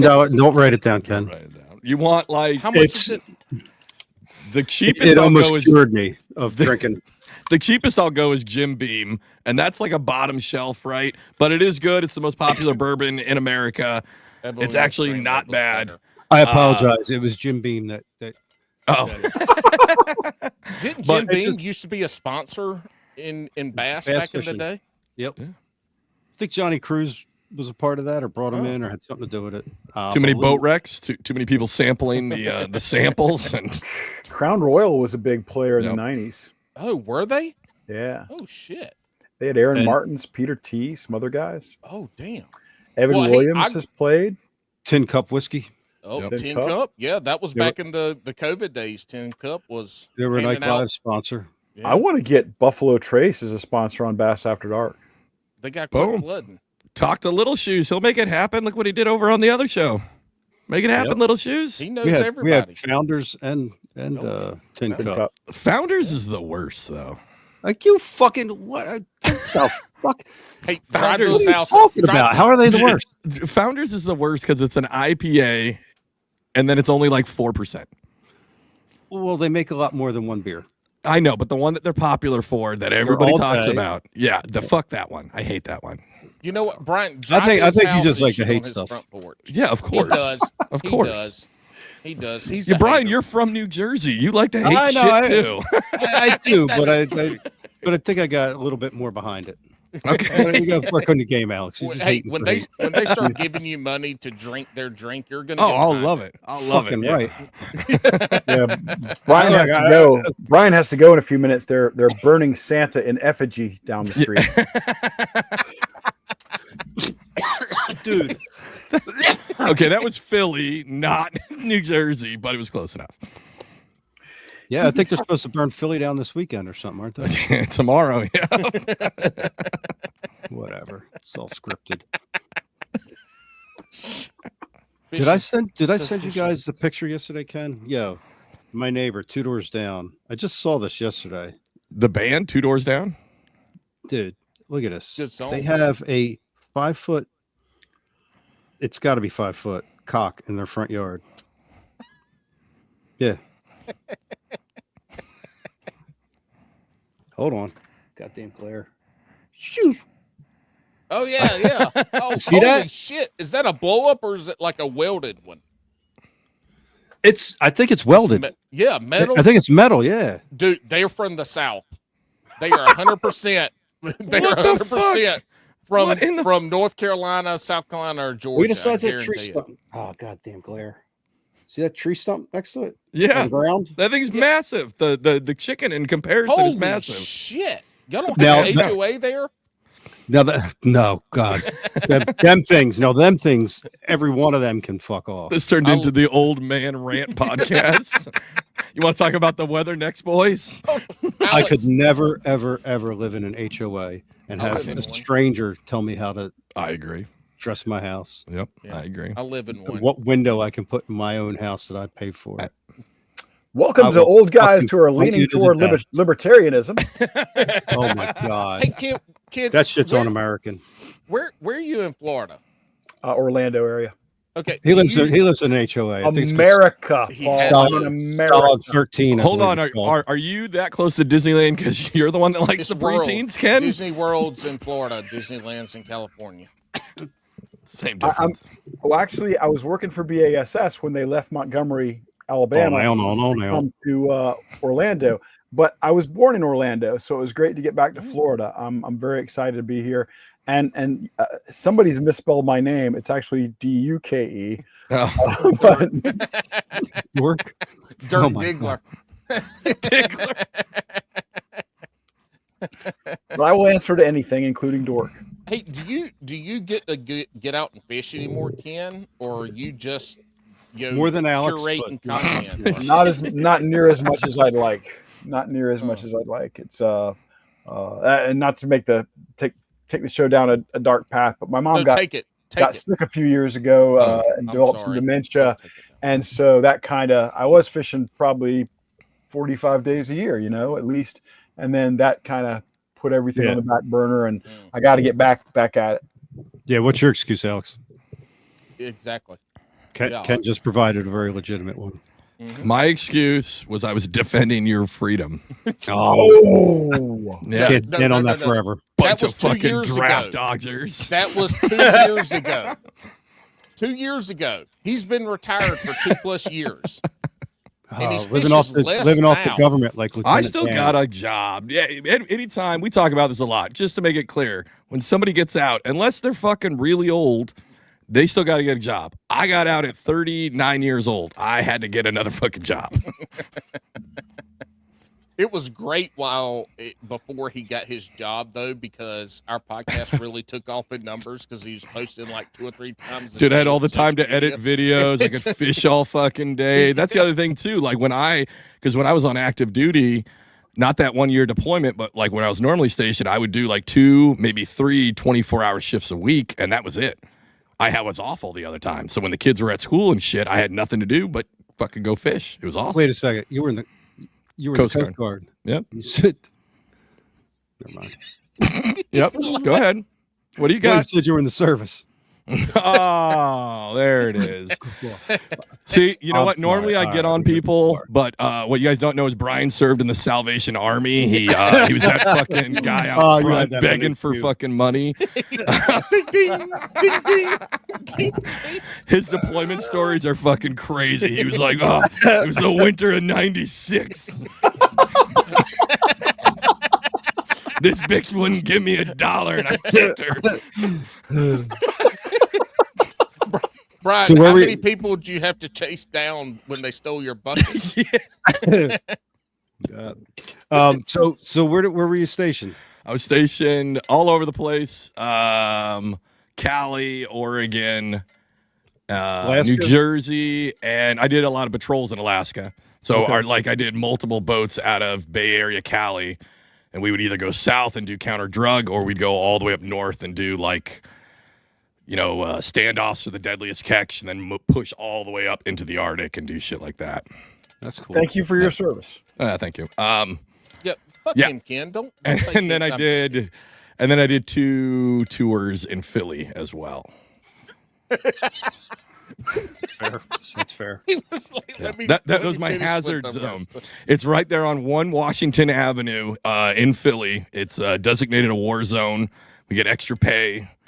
No, I'm just joking. We didn't get extra pay, but that place was ghetto as fuck. Our front gate would consistently get run into by drunk fucks leaving South Street, and they would just drive right through, like completely through. Like we stopped manning Suicide it, bombers. basically, and it'd be like some chick completely annihilated, like, oh my God, and what are you here? Am I on the water? Like, no, this is our base.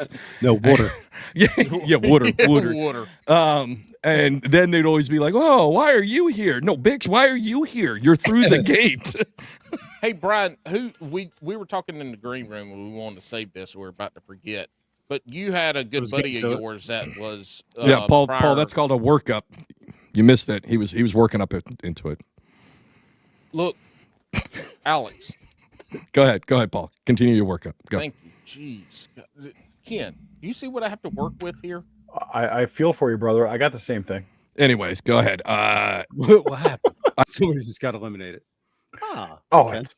welcome to Bass After Dark. We're here to earn your life. So, welcome to Bass and Brews, where the two hosts kick each other out, and the guests are sitting there with the screen in their face, like, Oh. what the fuck just happened? No, What we're do ready we to do? take over at any I know, time. so I I saw know. that. That's That's the why great we. thing That's about why we having came right podcasts. back in. I saw the twinkle in the eye. I guarantee you, I did not lag 1 second. Ken's He like, did I not. took this man from Mike. I'm gonna take this whole show next. I got a monologue ready now. We will sell Bass and Brews to Bass After Dark. Yep. Because it will save Alex and I a bunch of money to sell it to y'all. But I anyway, understand. Brian, you had a good friend of yours that was in the Coast Guard, and we wanted to save this to see if Alex knew him or has met him. Who is Thomas Hernishin? I don't know who that is. Okay. Well, That was real quick. That was really anticlimactic. that was I like know, I a didn't firework know where that to you go with lit and didn't go off. At least Brian wasn't weird about it. A lot of people are like, oh my gosh, I've got a cousin. Do you know him? His name's John. Like, no. Yeah. Like, there's a lot of Johns. Where are they stationed? I don't know. Somewhere either on the East Coast or West Coast. Fucking cool. Yeah, no, I don't know who John on any of the co-star. Thanks. Like, at least you gave me full name. Yeah. Tom. He was. He's in Baltimore area. Okay. But so he did some time there. He never did Philly. And he did Alaska for 2 All right. years. Homer. Okay. Yeah. And That me and Mike, sucks. Homer sucks. it's a cool place to go for a week. Yeah, exactly. That's about it.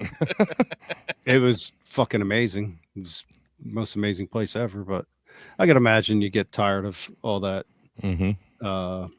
open space and tranquility. Good shit. You And should hear beautiful some nature. of these stories about open space living on a boat with toilets Yeah. that don't work and bunks that don't fit anybody but Alex. No, dude, I was living like a king on that boat. I could do somersaults in that rack. Anybody over 6 foot was fucked though. Yeah. Hey, did you have a run-in with us? I know in the green room we were talking about shooing away you fishing in Philly. Little shoes? Shoot. No, there's if you fish the Delaware, there's the Coast Guard slip. I don't know if it's as prolific as it used to be, but used to be a spot you could go in and get bites and get chased out of. Yep. So I would never have to run anybody out, but I would definitely send people when I'd go out to smoke and I'd see some motherfucker back there. Fishing? Yes, because You'd run people off for fishing. Yes, because You didn't fish then. in my off time, I did fish. In my off time, we had a fucking kayak, and I would go out in that bitch like on my lunch break, and I don't want them back there taking those fucking fish out of there. So I'd run them the fuck out. Wow. It's a restricted area, also. Come on. It's fishing, dude. It's only Authorized restricted personnel if only. you get arrested. Exactly. And that went over quick. All right, we are gonna Another hit. bottle. I got one more question. You got for one more Ken question? because- All right. Yes, I got one more question because I'm interested. When's the show starting? Well, Tomorrow. I mean, look, I got a fishing tournament tomorrow. I got to get up at 3:30. I can go till 3:15. So y'all tell me. Again? But Kim, this is the biggest thing I want to know. The man, the historian, the Rain Man of bass fishing. Oh, I'm about to Diggler. get busted right now. All right. I'm about to get stumped. Where in 2 years, where's professional bass fishing, professional touring bass fishing? We have 3 trails right now. 2 years. Look, a lot of shit's changed in one. That 2 years ago, one of them was at the highest of highs, and the other one was going under, and now it's flip flopped. So, like, this is a fast moving industry for touring professionals. Where are we headed, Hoss? Wow, that's such a tough question. I wish I had a better answer, but I expect we'll either still have 3 leagues that are all having, some success, but maybe none of them are doing quite as well as they want to be doing. Or I could also see this happen. I could also see one of the leagues getting bought out. And Consolidation. Consolidation. If one of the leagues gets bought out, I actually think it might be BASS. But that's wild speculation on my part. And just because they get bought out doesn't mean it'll be taken over by one of the other leagues. I think there are some other players out there who might want to get into that space, including a major outboard and boat manufacturer who I think wants to get into that space, maybe including some private investors who, because everybody thinks they can do it better. It's a tough game. I think the economy is going to be better, though. So I would expect that things will loosen up a little bit in the fishing economy, which this past year or so has been tighter than I've ever seen it and uglier. So I'm hoping that we're looking at some good times. I expect some things to start to loosen up maybe about August or September as budgets start to come together for 2026, and hopefully people have some optimism. Not sure if that really answered your question. No, that did. Fiscal year will start in like June, July for a lot of companies. So that'll. Brian, you've been in the industry a long time. Not as an angler, but you've been in the background. And don't discount yourself for what you know about the industry. What do you think? Because you know a lot of people, you know a lot of information. Well, I'll say I'm surprised that that professional bass fishing has tolerated kayak fishing for as long as they have and allowed them to exist. I agree. Kayak anglers are the bicyclists of the fishing industry. Those motherfuckers are supposed to be in a straight line on the road, but they want to take up the whole lane so you can't even pass them. Exactly. What are you doing out here in the middle of the lake? No, well, I'm kidding. I think I actually fished a tournament out of a kayak, and I fucking had a great time. I absolutely see it. I don't get why they're on some of the biggest lakes, but I just feel like that's the only boat we can afford. No, like there's more lakes out there than just Kentucky Lake and Gunnersville. There's that's where the tournament is. Yeah, but I don't know. There's a lot more places. We just keep going back to the same shit and whatever. It's a whole nother thing. Oh, that's a whole nother thing. That's a whole nother podcast. Y'all need to. All right, y'all. I want y'all to do a podcast talking about the lakes that the touring places go to and why it's only we did that. Handfuls. Did you? Yeah, we kind of did that one. Yeah. The tournament schedule's stale. Yeah. I need to go back and listen to that one. That would be interesting. It's money. Yeah. And laziness. It's a great show. And Hank Parker's fault. Poor Hank. I don't think the answers would surprise you. It's all about money, like Alex says. It's what communities want to have the tournament. It's what communities have the facilities to have a tournament. Right. It's also the hotels, the launches, the parking lots, the whatever. And I think, Ken, in my opinion, what I felt like I learned from that I didn't know, or was kind of privy to, or even thought about. Always thought, it's the money. The towns pay the money. But the guys that are in charge of that for the different leagues, they have their Rolodex. They have their Rolodex of contacts. Oh, yeah, of course. Because to go anywhere else would require doing some work. Absolutely true. You know, That's a big chunk of it. But why would you want to take a risk? Remember, this is your job. This is not your playing around trying to have a great tournament. This is your freaking job. If you go somewhere and it's a bad experience, that looks bad on you as the tournament site selector guy. I'm not taking it. That's a valid point. Yeah. Yeah. Why would I take a chance and go to some place that's never hosted a big tournament because they're telling me that because they're telling me, yeah, this new ramp's going to be ready just in time for your event. And yeah, we're going to have these new hotels in place. And yeah, everything is going to be great. Are you really going to rely on that? Or are you going to say, no, I'm going to go back to Gunnersville? Yeah, exactly what I was alluding to is it's laziness. Yeah. That's not laziness. That's not being lazy.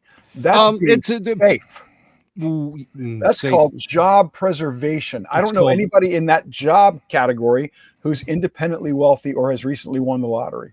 Alexa, play a cat meowing. Well, I will say too, so I'm in the Raleigh, North Carolina area. We got Jordan Falls and Harris. Locally in Virginia, South Carolina, North Carolina, those lakes are very well known for the bags that they put out. Well, you cannot put 150 anglers on either one of any of those three lakes at once. So Bass's, how they have their stuff structured doesn't work for coming to our lakes because they're small lakes. But with MLF, it works because they can split them up, and so that offered them the opportunity to come here, and they are really good lakes. I mean, 30-pound bag from March to June is doable. I mean, especially for a professional angler. And so I feel like too that there's a lot of good lakes out there that cannot be fished because the amount of people that come on that lake, it would be you'd be fishing on top of each other. Perfect. I want to see it. Nope, that's what I want to see. I want to see more altercations on the water. Yeah, I want it to be like hockey. I want to see somebody 100%. Fucking fight over a fight. You know that famous clip, because we've been toting around your friend here, Mike Iaconelli, but there's that one where he's arguing with somebody and they're like arguing about the water and everything, right? I want to see the boats come up to each other and they fucking duke it out. Whoever gets knocked out, falls into the water, loses the spot. Alex, have you ever met Mike? No. Why? If he beats all jokes aside, I sense it. Sense what? The hate. Exactly. The common man hate towards common man hate. There's just common knuckle dragging hate towards somebody you've never met. Bo. No. Listen, I hear it in your voice. I think the one was I've heard enough innuendo. Who was it? Like him? You gotta meet him first. Scott Martin, I think there was one clip of them, and I think he could take Scott Martin, no problem. I think he's scrappy enough. Dude, Mike was, for his size, and not as small as you, but not nearly. But for his size, he's got a temper, or had a temper, and you didn't see it coming, and I actually normally I give him hate. I wasn't at that moment because I think Mike. No, would I get heard most it, but I heard it. It's just so ingrained in you. It was coming out, and ingrained. Yes. Look, I was fishing. There's hope, Alex. There's hope. Listen, if he wouldn't have personally kicked me off his lake because I was catching. Great story, but. Look, I was in North Carolina fishing a local bass club. BASS club is a non-boater. And this was when Ike lost his shit because his fish died in the live well. I can't remember what tournament it was or whatever. 2006 Bassmaster Classic on 2000. Yep, that was the last. So this North Carolina, Alamance County, like these some country motherfuckers. And so when's the last time you ate at the pit, by the way? The pit. Yeah, when's the last time you ate at the pit? You said you're in Raleigh. No, I'm south of Raleigh. I don't like Raleigh. Fucking NC State. I haven't eaten at the pit. Oh, the pit's really good barbecue. Hey, come up here. What do they got? Hamburgers, hot dogs? No, it's barbecue. Barbecue. Yeah, hamburger, hot dogs. Yeah, Alex, don't start that shit with me right now. Don't fucking start with barbecue. I was just barbecuing today. No, I was barbecuing food podcast. I didn't know that Alex was a Canadian when I agreed to do the show. Exactly. That's what I say. Pacific Northwest. I bet he drinks cream soda with his barbecue. Yeah, he makes a sauce. cream himself when his wife won't bed him down. Whoa. what? Anyway, so That was weird. That was a lot. but anyway, so these like they're Oh, it's not raising so hell- fun when you Oh get my interrupted, God, is it? Jesus Christ. Oh, somebody doesn't like it when you get interrupted. I'm gonna turn you off. But anyway, Yeah, you don't turn me on. hey, Hey. Southerners hated Ike because he wore his damn emotions on his sleeve and he was out there, and that wasn't how fishing was supposed to be. It's a gentleman's sport. Bullshit, it ain't no gentleman's sport. I love that shit. I love to see people like That's I what feel Bass like needs Bass to do. Bass has needs to bring in lost- combat. Bass They need to bring has in lost hand-to-hand some combat. of taking the personalities that are out there and letting them be fucking free and letting them roll like Matt Robertson out there with Dookie panties on. I mean, there's something to say about professionalism with that, but there's also something to say about the personality. I mean, we don't have to have the draws with the shit stains Right. on If them, everybody had shit stain drawers, it would suck. And if everybody was, yes, ma'am, and praise the Lord But on every it's- hook set, that would suck too. Right. But my whole thing is the personality side of it. Embrace some of that shit. Let the guys go out there and kind of be personal. Yes, and fights. Yeah. And fights. Yes, Fights are I love interesting. fights. Yeah. But you talk about Mike. I'm a huge Mike Iaconelli fan. Boo. Before I met Mike, I knew some of the controversy around him, and he's certainly not what Paul was talking about, where you stand up there and says, I'm just proud to be fishing against my heroes and stuff like that. And I've never lived further north than South Carolina.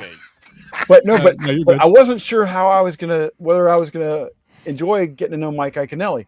He is the best. He signs the last autograph. That's awesome. When a kid comes up to him, Mike drops down to their level and they have a one-on-one conversation. He is the best. He is so good for the sport. Face to face, shoes to shoes. And Little then shoes. he can be controversial and he divides that audience somehow, but far less than he used to, far less than he did 25 years ago. And I think another thing that's cool about Mike is he's got this second act going on in his career here where he's kind of an elder statesman and part of that mainstream. And I think he opened the door for a lot of guys from the North to realize that their personalities can fit in the sport. I'm a huge Iaconelli fan. What was it like in the 80s, 70s, 80s, and 90s? There's a bunch of, I think the fucking trail was called the Red Man Trail. And if people don't know what Red Man is, that is chewing tobacco. Yeah. Well, like you it was that until the early 2000s. Yeah. What was it like back then? I mean, it was not dissimilar to what it is now. It was heavily Southern, but that's where most of the bass fishermen are. So that makes sense. Don't indict the sport just because it was heavily Southern. That's where the sport is primarily practiced. That's where most of the big water is and stuff like that. There was not a lot of money in it. There were a lot more small endemic companies in it back then. The techniques were a little different, but there were some influences from other regions. There were Japanese influences. There were California influences like Flippin and D. Thomas. But it would be totally recognizable. And guys were still paying basically the same entry fees. The first tournament they paid $100 for a chance to win 2,000. Today they pay 5,000 for a chance to win 100. It's still a 20-to-1 ratio. The sport has not advanced 1 inch. Except for cheating. They just cheat more. I like to think they cheat less. Well, Hank Parker's not fishing anymore, and you guys. Oh my God! Hank didn't the story goes that Hank had to foot race somebody and he pushed the guy over in the foot race. Isn't that a story that he's told? I don't know that story. Preach. That is now truth. You heard it here first. I don't know that story. I'm a huge Hank Parker fan. I've known Hank a long time. Nope. 10 confirms Hank Parker pushed a small child into the water during a foot race to win. I think it was quicksand, actually. That kid is Ken. dead. Yes, sir. Back then we had quicksand. Hey, so slow now. It sucks. Quick, but okay. Well, quicksand was for kids that grew up in the 80s. Quicksand was the second scariest thing in life. Yes, was quicksand. It's right. It was everywhere. It was everywhere. Yes, and it will swallow you whole. Hey, do you know Darren Schwinkbeck? Do you have any Darren Schwinkbeck stories? It's been almost 20 years since I Yes, saw 2006 is the 1 year he fished the elites at the Um, beginning. But I covered a tournament that I think Darren won an open on the Mississippi River back about then. I believe it was in July 2005, something like that, maybe. So I remember Darren. He probably doesn't remember me, but I do remember him. Do you remember him doing anything infamous with a ESPN boat? No, I don't. Oh, He doesn't know. All right, we stumped him. He broke. So he broke his boat in half on the first day on the Niagara River. And the second day they gave him the ESPN boat. Darren's been on the podcast. He's a good friend. Couple of ours. times. Yeah, he's been on a couple times. And the second day they gave him the ESPN boat, and he fucked it up. He fucked that boat up too.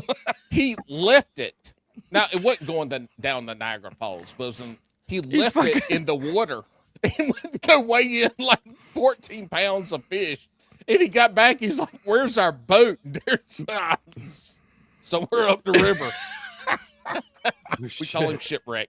We love Shipwreck. He's the best. He's a kayak angler now. That's a Bass Pro move. That's a Bass Pro move for sure. So what's his day job? What does he do? I don't know what he does. So he's a day guide up in job Alaska, now right? is he does bus tours in Alaska during the summer, and then he travels all over the country. So he fishes kayak tournaments in the spring. In the summer, he does bus tours in Alaska. And then this past year, he was like, he spent a month or 2 months down in like New Zealand and shit. Yeah, but he also does like hiking and fishing. he does like an elderly man's hockey league where he's just getting drunk and fighting people. Yeah, he does. He's up in Buffalo. You guys should have him on. He is Oh my god, dude. He's such an innovator in kayak technology. For him to be able to sight fish better, he took a fucking walker, like an old lady's walker, and rigged it out onto the kayak so he could stand on top of it. I got pictures of it. But it's just like a fucking walker from Rite Aid. He's Buffalo. Upstate Buffalo. Buffalo. Okay. That's what I figured because all innovation comes from the north, anyhow. He's good friends with Scalish, with Uncle Frank. Okay. I think he was living in Maryland back when I knew him, and he won that open on the Mississippi. He might have been, yeah. Yeah, he's a funny dude. He's fucking. Last time we had him on, we had him on with his buddy, and his buddy could break down like exactly how much money he won. Because I pulled up all their stats and everything, and then we asked Darren, and Darren's like, "I don't fucking know. I don't know. Some money, I guess. I probably spent it on beer." It was so funny. All right, boys. Everybody on the Mississippi in 2005. I'm sure that was it. Yeah, July 2005.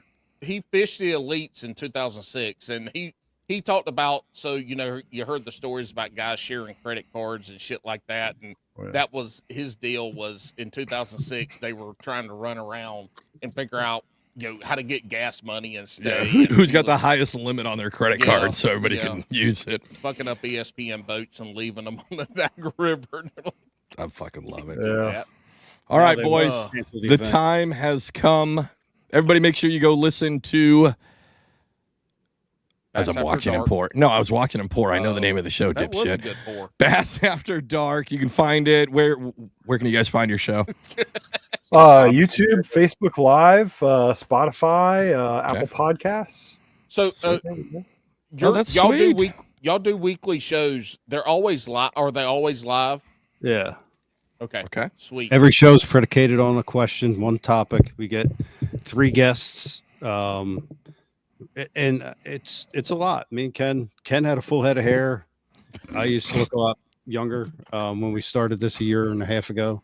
It's a lot. Look, 3, yeah. Used to be in the regular size shoes then. But we have to book 3 guests. That's insane. Every week that are the perfect guest for the particular question. That's a lot, dude. It's a lot. Bo. It is. You guys know. Yeah, it's a lot. It's a lot. We schedule 1 guest a week. Yeah, and you guys, I mean, listen, go to their insane. podcast. It's actually entertaining. Awesome. It's very good. And it's educational. You're actually going to learn some shit from that podcast. You're going to be talking to,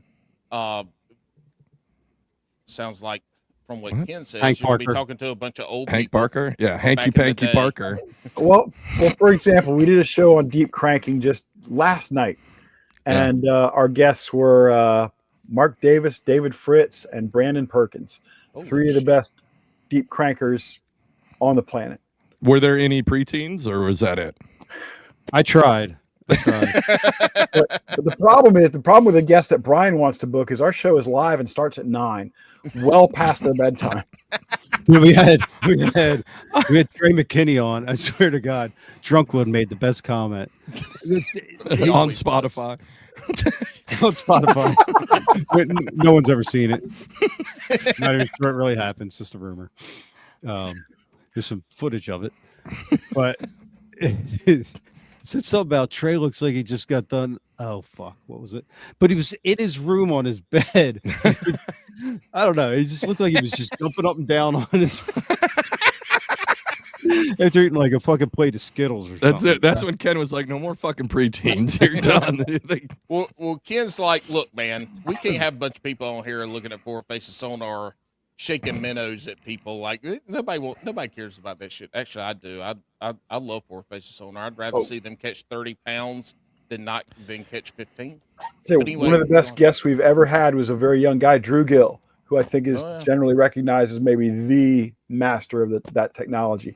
Drew's awesome. I'm a huge Drew Gill fan. He is smart. He is analytical and insightful. He was a wonderful guest. Yes, and he's even more than that. He's a savage. He plays. He's what is he? I think he's 22. He's 22 and he's already playing like mind games with his competition. I fucking love it. That's awesome. Yeah, That's awesome. Hey, college Yeah, fishing has he's changed the that fishing dialed. game, baby. That's good. All right, Ken, the time has come. Yes. It's time. Boys and girls, let's see how far down the rabbit hole we can go today. Woo! It only takes one. All right, this is the patent pending Bass and Brews shotgun round. How it works is we're going to ask you a rapid fire set of questions. All we need you to do is answer them. We don't need a full explanation unless we kind of ask for it. All right. And then the one caveat is you actually have to answer the question. None of this sissy like, well, it depends. None of that bullshit. All right, are you ready, Ken? Because this is either going to take you to the highest highs to become a serious angler or all the way down to the dark waters. Let's do it. All right. Is it Crocs or flops?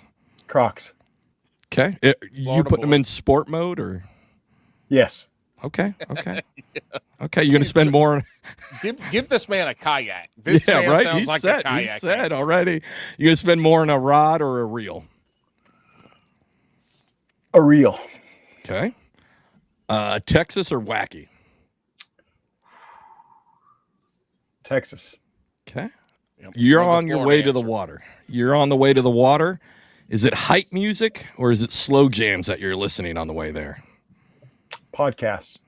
That's not the question. This- not a- Come on, not an Ken. This ain't acceptable Bass answer. After Dark where you can just run your own podcast here. Slow jam. And what does that mean to you? What's name some slow jams that you would listen to?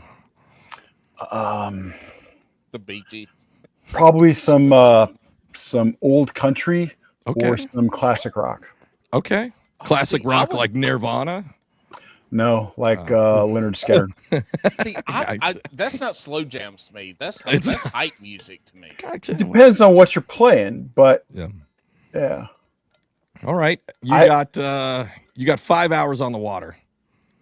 Is it 5 2-pounders or 1 6-pounder? 7-pounder. 1 12-pounder. That's not One the, 1 6-pounder or whatever he number you changes throw it out every there. time. Brian, does he But- do this on your show where he just makes up his own rules? It's what he does, and the thing is, nobody has the credentials to check him and know if he's right or wrong. That's true. Because they don't have green books. I'm gonna He's start got putting the green books. He's got the accolation. Alex, Hold on, you I just have checked my room book. for green books. Leonard Skinner is not slow jams. The facts show that it's not. 1 big bass is what I'll take. All right. Well, he's in Florida. Yeah. Like catching 5 Oh. 2-pounders to him It's bait. is one of those days where he's like, shit, I caught 50 fish. They were all 2-pounders, but then he can go out there and catch a 12-pounder at any point in time. All right, this just came in via text. Ken, this is for you. It's a yes or no question. Is it true that you went to Florida because you sucked at fishing and had to go where it's easy? No. Okay. All right, you heard it. Listen, that's what the Brewskis wanted to know. They said there was a whole theory that you just went down there because you were washed up on fishing and it had to be easier. I think fishing's easier in Georgia and Alabama than it is in Florida. Oh shit! It's easier in all those spots in Jersey. So, well, Justin Copley, who was on the podcast a few weeks ago, is down in that southeast Alabama, Florida. Yeah, it's real easy for him. He throws teiners. But it's easy. Like he goes out there, he puts like a gummy worm on a hook, and they just jump out, and they come out filleted also. I tried Carolina rigging a gummy worm back in the day. Yeah, yeah, I did. I did. Damn, I gotta ask this one, Ken. Do you eat beaver?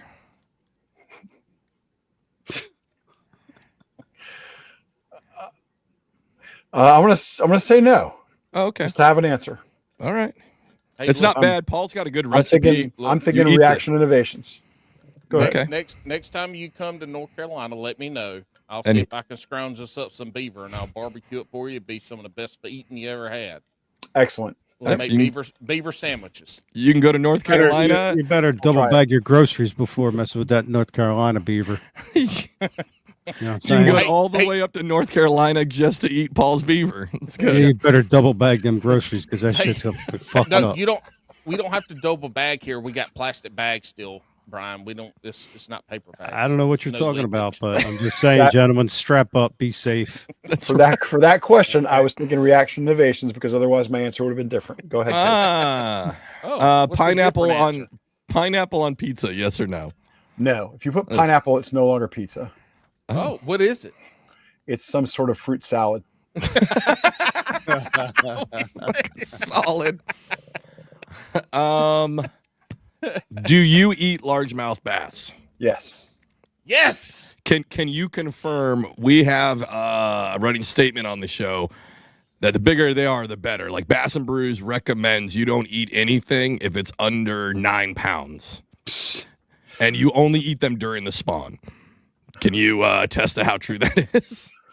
I would not advocate that position. Okay. But I ate my largest bass. I caught it when I was 12 years old. All right. Chopped its head off with an axe, as the story goes. Yeah. Look, that's the battle axe. Was Abraham Lincoln there too? The cherry tree and the bass. A Saluda farm pond. Hey, okay, that's the Southern way. Yeah. We didn't throw shit back in the day. That's right. If it ain't fried, you caught. If it's fried, you eat it. And if it's not fried, you wonder what the hell it was. And I don't know when you were in Saluda. I'm a little bit younger than you, but we didn't fillet fish. We didn't fillet fish. You cut the head off, you gutted them, you fried the whole damn fish. Makes sense, but I filleted them because my dad was from Florida, and that was the Florida way. Listen, we've learned a lot about why didn't you not take the extra steps to take the extra? I mean, like, why? You talking about Paul? Yeah, Paul. Yeah. Well, I grew up fishing small farm ponds, and they were bass heavy. So you would go out there and catch 50, 60 bass. But why would you not fillet the fish? If you fry them crispy enough, you don't have to. Well, there's two reasons. One, when you fillet a whole fish, the tail fin and the dorsal fin is the potato chip, and you eat that first. It's nice, crunchy. It's a fish potato chip. And then instead of wasting all that meat on the rib bones and on the belly, you can pull that top off, and you got a whole fillet in your hand, and you eat it. And then you pull the backbone out, and then you got that whole fillet, but then the backbone has no meat on it. You're not wasting anything. It's the country way. Listen, if there's one man that knows about eating, it's Jabberhammer. It is. I do. Listen, I will take anybody on in a wing eating contest. Oh shit! You're on. Anyone is. There we go. Listen, if you guys listen, that's not like I'm not trying to measure dicks here or nothing. Right. But I have a method, and I would love to share it with you. I don't have a wing handy at the moment. All right.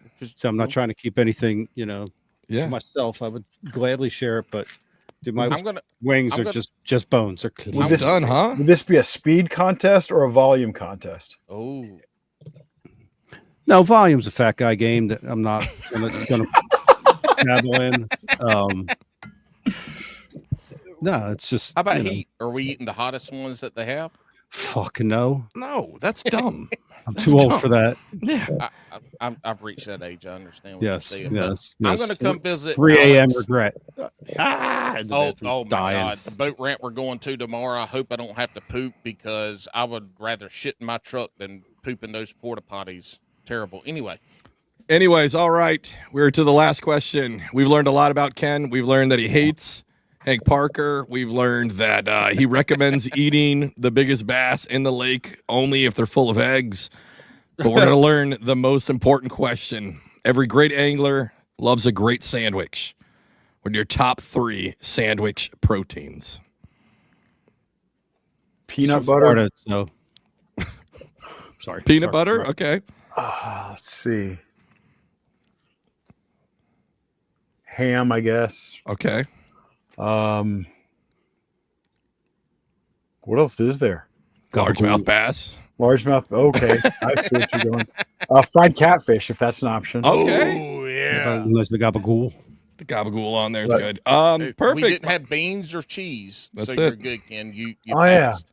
No, well, yeah, I'm gonna put cheese on there too, but No. That's not Somebody the somebody once said straight up beans, like a can of beans Wow. on a that's piece of bread. my fault. Yeah. That's Someone said just a cheese fucking sandwich. It must be from Grilled cheese. Joyzy. but- Because you know the beans go with the cream soda. So Hey, well, Oh, I will say God. this. You No. probably know Bailey from I'm doing Serious outro. Angler. I'm done. I, I'm done. yeah, You we know know- Bailey. Yeah, Bailey he Egbert, says sure. spinach. He says spinach. Listen, if you want to have the best ass in kayak fishing, you have to Yes. have spinach Follow- in your sandwich. All right, Just everybody, spinach make sure to and go bread. watch their show. Have a good week or just the week you fucking deserve. Don't go anywhere. See y'all. Hey-o!